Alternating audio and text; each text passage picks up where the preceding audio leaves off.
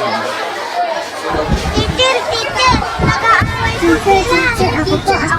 Ako po, teacher. May crayon, bad po yun, di ba?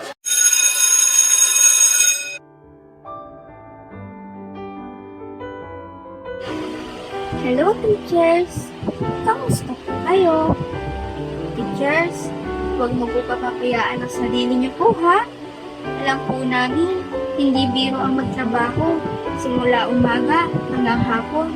At kung minsan, hindi oras sa pamilya, kung pa, sana po, huwag po kayo magsasawa magturo at mahalin ang mga batang katulad namin.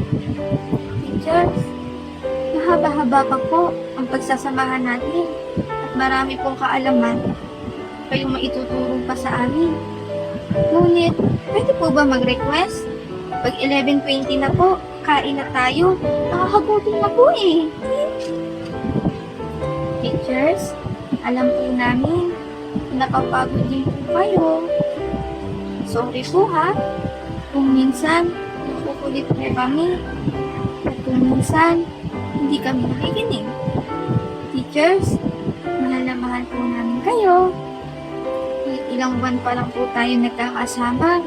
Ramdam po namin na mahal niyo din kami. Thank you po sa pag-intindi sa amin. Thank you din po sa pagtuturo at pagtatanggol sa amin. Kasi po, alam niyo po ba, pag si Mama ang nagturo sa amin, may kasama pong palo. Teachers, alam po namin na may mga personal din po kayong pinagdadaanan sa sarili at pamilya. Pero, inuuna niyo pa din po kami. Opo, superhero ang tingin namin sa inyo. Pero, alam po namin na napapagod, nasasaktan, at nalulungkot din po kayo. Hindi madali ang maging guro. Hindi madali ang magturo ng mga batang iba-iba ang katangian, pag-uugali, at mga kakayahan. Pero, wag po kayong mag-alala.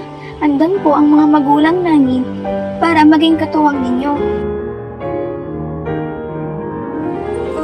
Kaya ngayon pong araw na ito, kasama ang aming mga magulang, nais po namin iparamdam sa inyo ang aming pasasalamat at pagmamahal. Maraming salamat po.